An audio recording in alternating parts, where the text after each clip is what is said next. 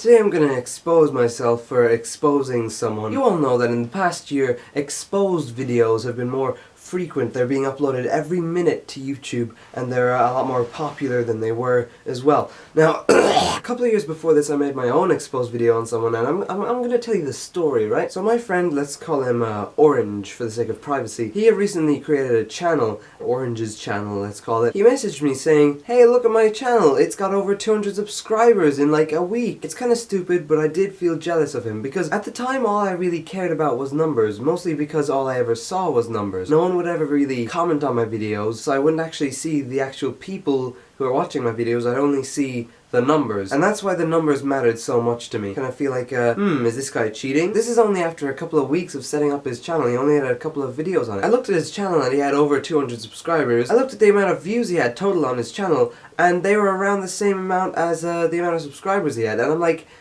that's not how it works, you know? I think I spoke to someone like my brother or my friend about this, and they looked at his channel and they found that he had posted a link in one of his comments or maybe in the description of one of his videos, and this link led to a sub for sub website. It was immediately clear to me that he was cheating subscribers. So I was like, dude, that's just wrong. And he said, no, like he kept on denying it. He kept on lying. He kept on saying, that's not, no. Even though it's clear that he did it. Why would he even post a link to the site that he's using to bot subs in his comments? That's stupid. Basically, he was getting 5 subscribers a day, as long as he subscribed to 5 different channels every day that are also with this service. But, you know, it's an interesting little idea, but it's so fucking scummy, like, you know? I told him that it was wrong and that he should stop, but he just kept denying that he actually did it. So I told him, well, if you're not gonna stop, I'm gonna make a video exposing you. And the video was 20 fucking minutes long. I can't believe it's funny because there's a lot of jokes about people making 20-minute exposed videos recently. Now you might have seen in a few recent videos I had like a kind of a blue screen behind me. I'm not doing that for this video because this is kind of how I made that exposed video. I just sat down on the beanbag with like my bed behind me, and that's it. My hair was a lot shorter, and I even did a little entertaining sketch at the start of the video, which wasn't even a thing in exposed videos until recently. But there is also a hunger for subs. a hunger for Subs. And this can be evil.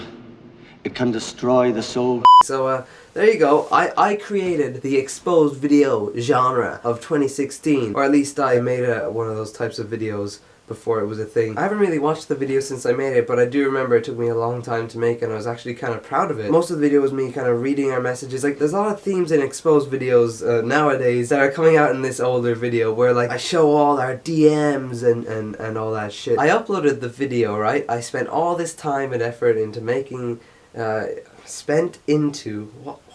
I put all this time and effort into making this video, and then I decided, hey, I want this video to get lots of views and to blow up so that this guy gets super exposed and everything. This was back in like 2013, 2014, like that. Anyway, so I decided, hey, I've got like 2 friends on Facebook. I'm gonna share it on Facebook, because that's how you get lots of views. I shared the video on Facebook, which was a huge mistake, because my parents clicked on the video and they watched the first like 5 minutes of it, and they're like, this is really bad. And I completely agree with them now. I would never actually make an exposed video or anything like that nowadays. I wouldn't be concerned with someone sub-botting as much as I was then, and I wouldn't really be exposing anyone for that kind of crap. I'm just not, I don't want to make any kind of videos like that. But yeah, I took down a video within a few minutes because my parents were like, you know, this is portraying a really bad image of yourself because it's really negative and stuff, and I completely agree. But hey, the only reason I'm making this video right now is because of that video. Now a couple of days later, the guy messaged me saying I've stopped the whole sub for sub thing, and he clearly did. His subscribers weren't going up. The thing is, a year before that, I've been doing even more scummy things than that. I've been literally downloading videos from popular YouTubers and re-uploading them. Basically, I was really excited for this game called New Super Mario Bros. 2.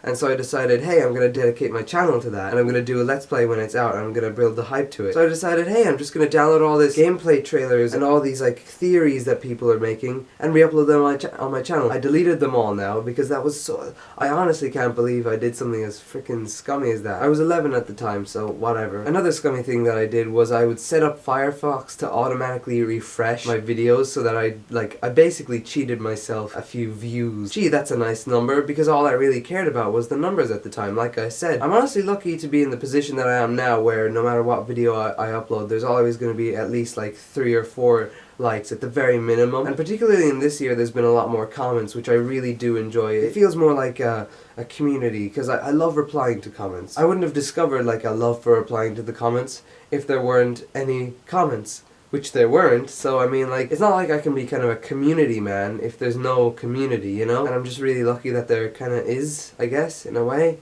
Yeah, hooray! Something else that kind of bugs me is that, like, you don't know who leaves a like on your video. You're able to go to someone's channel and look at their liked playlist and see that they liked your video, but you're not notified when they do. You're not notified when someone adds their video to their public favorites list. I'd love to be able to know when people add my videos to like a playlist or leave a like on videos, you know, rather than it being just numbers, which it basically is unless you leave a comment. I mean, sometimes I see comments and I'm like, I can't really respond to that. Like, I have no idea how I would reply to that, so I kind of just don't. Then maybe a few days later I'll be like, oh, I'll just reply with this. So that's the story of how I made an exposed video before they were a huge thing, and it was only left on YouTube for like a few minutes before I took it down. Hooray! Hope you enjoyed the story. I mentioned earlier that I mentioned earlier that I'm not making I mentioned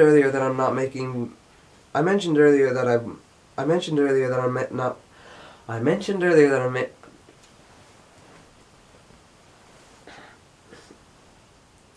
So I mentioned earlier in the video that I am not making